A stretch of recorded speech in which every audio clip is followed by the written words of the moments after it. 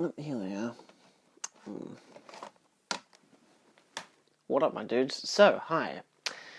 In this video, we're going to be talking about the George Lucasian of movies. This is quite an interesting adjective as it is. I think it's an adjective. Pretty much it's, if you're familiar with Star Wars at least, given that that's more or less the case study, when the original creator of a film, mostly the director, gets the film back and 20 or 30 years later for a DVD or Blu-ray release, decides to re-edit it. And more or less, I can't say ruin it, but depends on who you're talking to, but more or less ruin it and the whole experience of the film through its originality. Obviously, I've got a very specific reference here, that being Star Wars. Yeah, I found the specialized editions on eBay. Spent about $70, $80 for all three of them. This is the 4K, Project 4K77, which is obviously Star Wars, the original version, with no DNR, which is no digital noise reduction.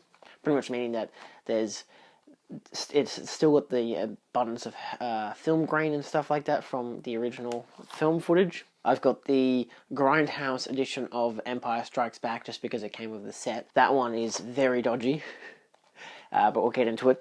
And of course, Return of the Jedi, the same 4K 83, I believe it's called. Pretty much the idea of all these three is, fans didn't like the fact that George Lucas kept editing the film since the DVD release, and, put in all these special edition edits and shit with CGI characters, or re-implementing scenes that weren't meant to be in it in the first place, or maybe they were meant to be in it but they didn't have the technology to make it right, for example, Jabba the Hutt. And so fans found original 35mm prints that people had of the first three films, and hence, remastered them. Mostly the reason why the Return of the Jedi and Star Wars are both the 4K ones is pretty much because they're the ones with the most edits. For obvious reasons, Star Wars has the fact that, the original version just said Star Wars in the opening title crawl. It did not say Episode 4 A New Hope. And since then, you have a lot more editions like CGI characters and this and that and whatever. With Return of the Jedi, they added, I don't know how much they actually changed, but I do know that the most obvious change is the fact that the ghost of, the Force ghost of Darth Vader at the end of the film is portrayed by an old dude, and in the redone versions, the special editions, it's portrayed by the guy from the prequel films, Hayden Christensen. Because, of course, apparently George Lucas thinks that people won't understand who the old guy is, even though they did for 20 years, until they decided to redo it in 1997 or whatever. So, the obvious one out that is the strangest is Empire Strikes Back. I call it they're all bootlegs, to be completely honest. The Grindhouse Edition. It is called the Grindhouse Edition because it is just taken from the original negative, like the original 35mm print, or one of the 35mm prints, scanned into a computer, no edits done whatsoever, and then reprinted onto a Blu-ray. That means it's very dirty, it's very scrunchy, it looks like a worn print, more or less. Like, there is no edits done to it whatsoever to make it look cleaner and crisper. Maybe because they just don't have a good print, or maybe because they're still working on the 4K of it.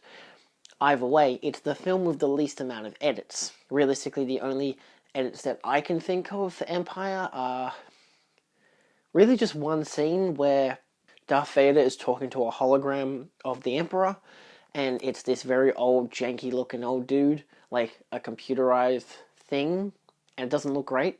But of course, for the redone version, they just added Ian McDiarmid's character with the hologram, the way that he looked during the third film, which, in all fairness, is an improvement I can get behind, because it's like, hey, that makes sense, for continuity's sake, but also because it looks better.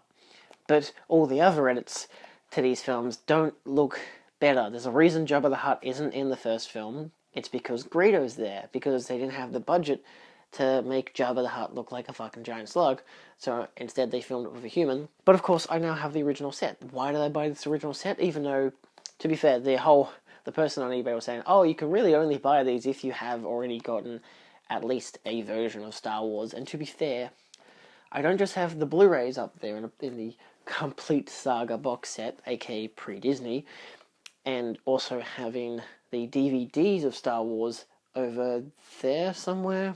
Yeah, I've got another one of those sets where it's like, I think it's some of them all silvery and stuff. It's kind of cool. That's the one I grew up with, the DVDs. But I also grew up with the VHS. Up on the top shelf over there, we have the original VHS for all 3 Star Wars films. For example, as it says, original Star Wars last time available. It's digitally mastered for superior sound and picture quality. I believe it's in maybe widescreen. This is the 1995 version, which, to my knowledge, is the last version they ever did of the film before, like, of the release, before they started doing the edits in 97 for the DVDs. So, I still obviously have this. It's in pretty... My god, this hasn't been opened in so long. Wow. For those wondering what a VHS is, it's a cassette tape. You might recognize some imagery of it. It even says Star Wars. It's not going to focus, is it?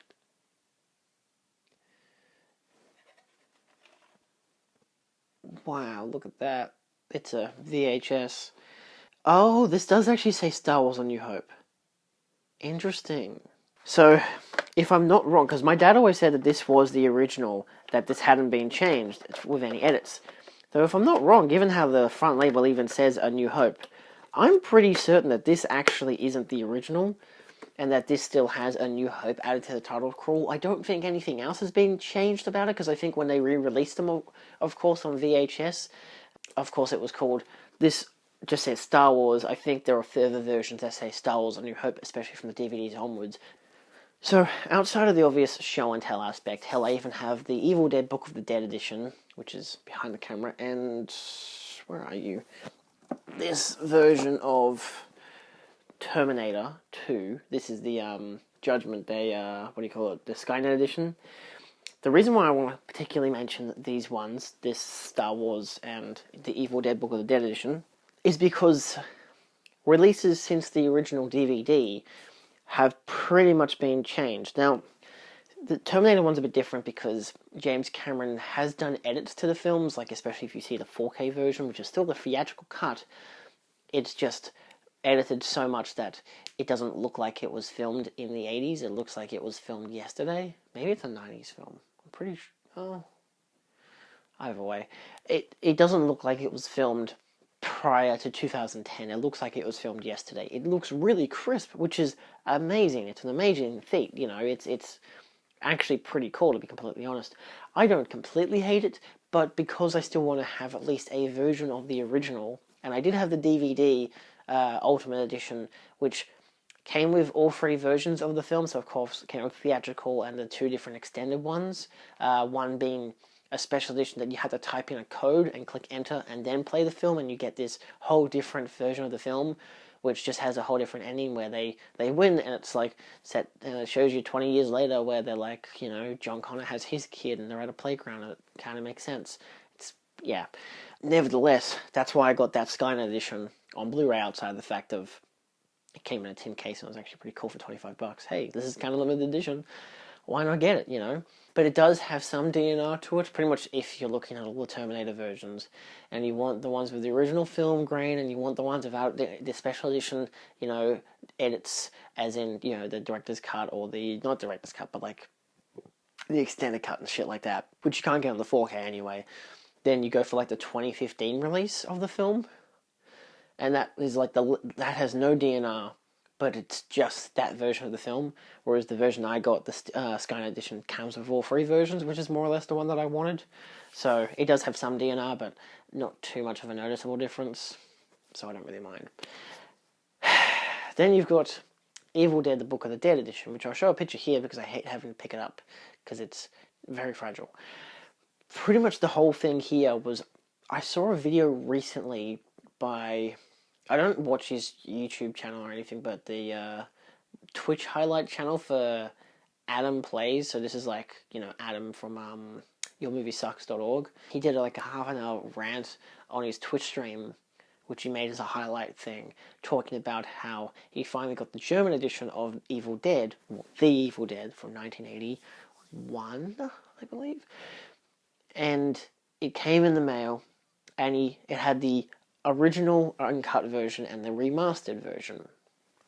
And he put them both on to try and find where there's a scene where the car is driving across a bridge, and you can see one of Robert Talbot, I think it is, in the background on the behind the bridge.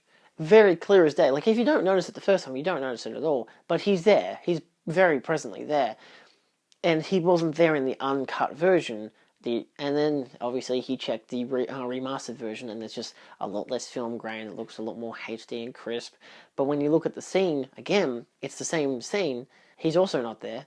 And you have this whole HD splodge that's got, like, no film grain. It looks just like a remake of the shot, just on that one rectangle, just jottling along, and it looks terrible. There are additional shots, like there's a matte shot of the moon and all this kind of stuff that they've completely re-edited. They've edited shots to zoom in more, especially when I think Cheryl becomes a Deadite, and she's talking about all the cards that they're playing with, but she's not watching them, she's looking out the window, and then it turns to her, and she turns around, and it zooms in on the face. But in the original version, it just sits there, obviously. There's a lot of stuff like that they've changed and cut out, which apparently is all Sam Raimi's doing. He decided he wanted to cut out this and that, whatever, which the reason why Adam was talking about it was because it pissed him off that he can't get a HD version of the film. You can only get this original cut of the film on DVD. And he's talking about how, he wants to get a HD version which has all the imperfections. There's two reasons for this. Firstly, I would like to note in particular, there were two audio commentaries, one by Raimi and Talbot, and one by Bruce Campbell, both of them referencing the mistakes made in the film, And that makes the behind the those commentary tracks more interesting, because it's talking about the filmmaking process and how long it took between the shots and whatever, and how hard a film process is when you have no budget, which is a lot of the perks of The Evil Dead. Outside of being a pretty good horror film, it's also very much a low-budget horror film, and you can tell. But the way it's used its budget is also really fun. But of course, just like Eraserhead, it took them years to make the film because they kept running out of budget. And so you can tell, like, even during the commentary, this shot here, when they go through this door and into this room, that's like 3 months later. That's why this person's hair is a bit longer and the makeup is a bit different and all this kind of stuff. And so this is like, the basic craft of filmmaking for a low-budget film. And it's such an interesting thing to hear, especially someone who, like myself, loves the craft of filmmaking. And of course, I didn't have these cuts on my Blu-ray edition. I had no idea. I never knew about them. I heard that they had some great audio commentaries, but I'd only watched the audio commentary on Evil Dead 2. I hadn't watched the audio commentary on The Evil Dead. And so, at least I don't think I had. Maybe I had. I can't remember. Either way, when I was doing more research into it, outside of the fact of like, there's the commentary things. There's also the preservation of the film. The whole point of the film, at least from Adam's perspective, which I do somewhat agree on, is the fact of it's made of a low budget. They're trying their best to make a film. Why would you then, 20, 30 years later, when you're putting it onto Blu-ray, the highest quality format before 4K was announced at least, and you're just editing it to make it look different, to change this and change that? It's like, what's the point? Like, I can understand when you get an original film print and redo it onto a Blu-ray, or even a 4K, mostly a 4K or a 4K remaster, and you change edits to it, but not in the continuity of the film, not for how the film itself is, but just to make it look sharper, to make it look better. Remove some film grain, change some color coding, whatever that the either director or original DOP, director of photography, prefers. And so with Evil Dead, that's what they did. They changed it. Sam Raimi changed the film. He reversed some shots. He would do a fade on this particular shot here because it's an obvious still cut, which when you notice it, you notice it. But because it's not always noticeable, it's not always noticeable. But then when you start noticing all the re-edits, you realize the re-edits are mostly worse. And so it's like, what's the point if that's what you're going to do to your film? Now, luckily, when I got the Evil Dead, the Book of the Dead edition, I knew it was the DVD special edition uncut. I didn't really think that there was going to be any difference between it and the Blu-ray, but there is. It has those original 2 audio commentaries, which are not on the Blu-ray because the Blu-ray is the re-edited version. So when they say, oh, new audio commentaries, that's because they're new versions of the film, and they have to do a new audio track to be like, oh, let's re-talk about this film, that this is totally what it looked like back then, cough, cough. And so, yeah, I chucked on the film and I found all the spots where all these edits were meant to be, and they weren't because it's the original version. And it's the best version from what I could tell outside of like a fan cut version of the film. Pretty much I have the best version of the film with the 2 audio commentaries. It has a good audio track. It doesn't have the original mono, which is what like the fan cut has. I don't really personally mind. I like the 5.1 or even 6.1. At least in my case, I don't mind films that use different audio tracks. Like if they remaster a film and then they're like, hey, we're going to keep the original mono or the original stereo track, but we're also going to present a new remastered track, you know, either Dolby or DTS or whatever the fuck. And like, I personally like that, especially if like, say, I was watching Blues Brothers the other day, that Dolby Atmos mix, it's fucking cool. It really works, you know. There's stuff like that that is really fun. So audio is not a problem for me unless they keep, as long as they keep the original stuff. That's why I bought the 1984 Criterion version, because they not just included the original soundtrack, which was all the pop music and whatever, but they also included the original sound, like the original track that they had that they had made with all the music. So without all the pop music, but with the actual orchestral stuff and whatever, the score, the proper score that was made for the film that was never released with the film. And I like that.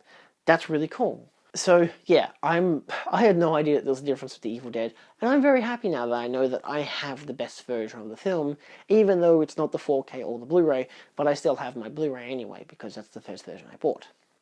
I guess, look, in summary, I don't personally like when the people who made the film go back and re-edit their films to make them, you know, better, or what they think is better. Like, oh, we're going to digitally remove this and that and whatever. Like, all these tiny fucking things that, of course, you as a filmmaker would notice because you notice these imperfections. But, like, sometimes there's a craft of filmmaking that makes that thing more better, you know? More better. Just better. And it's disappointing that such things exist. Like, film is art. You're not gonna... Picasso didn't take his goddamn paintings and be like, 20 years later, being like, you know what, I don't like how this is pink here, I kind of want it to be blue instead.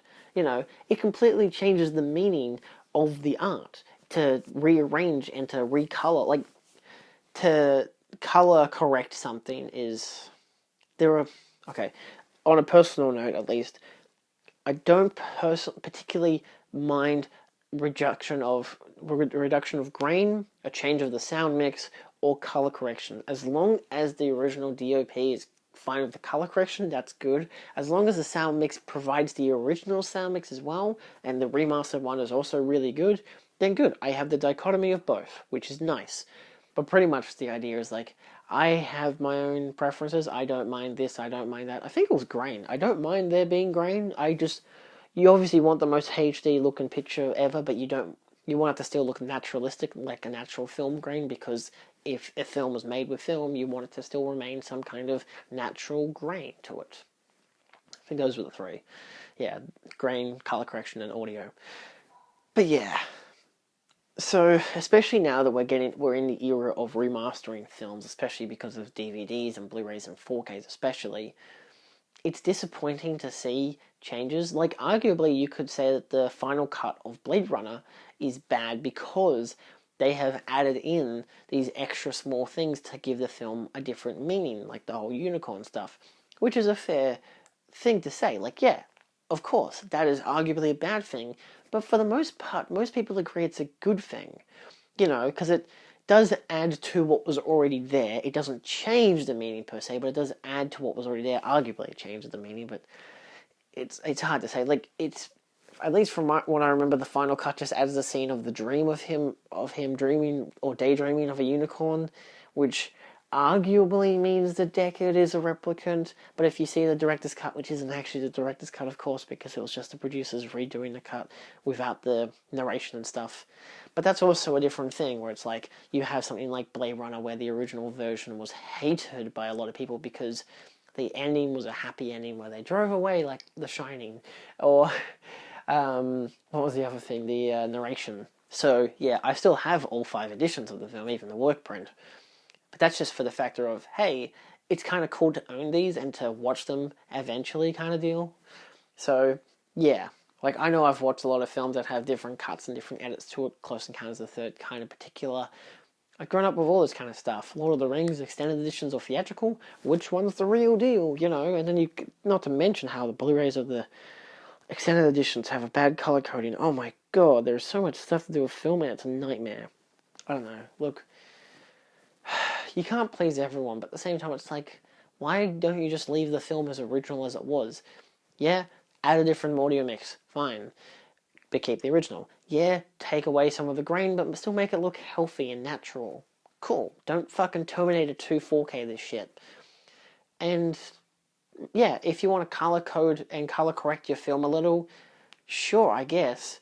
But maybe you want to keep both versions anyway. Be like, hey, look, here's the 4K of this. It's been slightly differently color coded. Like something like The Evil Dead, where there are scenes where one of the main characters is walking throughout different areas, and behind him, through the doorway, it's all dark blue because it makes it seem like it's kind of dusk, nighttime, but of course it's not actually meant to be. It's meant to be during the midday sun, and so they've re-edited it, the color coding, to make it all look like a bit whiter and yellower, so it looks more midday sun, which, for continuity's sake, makes sense. Same as them flipping a shot of someone's face because so it can match the screen direction. Again, that's something that actually makes sense in terms of them editing it. Do they need to? No. Because realistically, the first version of the film that you release to the public should be the final version that everyone sees, unless everyone hates the first version and you re-edit it a few times. But then something like, Apocalypse Now, I'm pretty sure everyone loved that one's theatrical cut, and then the Redux came out, and then the final cut came out. It's like, why? And which one do I buy? I have all 3 versions, because I got the final cut in 4K. But I also wanted Hearts of Darkness, so it was like, it was okay, I don't know. This shit's a nightmare. Personally, I would prefer that people just stick to the original version. Sure, remaster it, remove some grain, make it look more HD and crisp, whatever the hell. I don't really think it's worthwhile to flip over shots or to change the color to correct it to what it would be in film universe. It's a mistake that you got to live with. That's the process of filmmaking. That's why directors don't like to rewatch their films, because they're always going to point out stuff like, damn, I could have done that better, or damn, this should have been like that, or maybe this should have been a quicker scene, or this should have been a longer scene, or there's so many different things. And like myself, who, sometimes writes, but mostly just does their own videos, I know times where I can ramble on. I'm like, oh my god, get to the point, or whatever the hell it is. That's it. What are your thoughts on this kind of shit? Do you like the re-edited versions? Do you have ones that you do like Blade Runner, or ones that you don't like Star Wars? Maybe it depends on the fan base. Maybe it just depends on the film people themselves. I know my whole family loves the 4K of Terminator 2, because they're like, wow, it looks like it was filmed yesterday. And I'm like, okay, but should I point out the fact that this takes away from the quality of the film because it doesn't make it look like it was filmed when it was filmed? But it also is like an achievement in and of itself that it looks so amazing, but also it takes away from some of the quality of it being a film. So, yeah. And then there's like theatrical cuts and extended cuts, which is a whole different thing. So, yeah, but I'm thinking more or less re-edits that are not, arguably, are theatrical cuts and extended cuts necessary? Depends if the original filmmaker likes it. Again, final cut of Blade Runner, Ridley Scott was the one who decided on that. So that makes sense as to why everyone likes it. Yeah. But then, like, there could be a producer's cut version of a particular film, like Halloween, Curse of Michael Myers, or even, again, Blade Runner, which is the director's cut, but it's not the director's cut, because it isn't the director's cut. And that's it. Thank you so much for watching. Feel free to like, share, and subscribe for more, and I'll see you next time. Adios.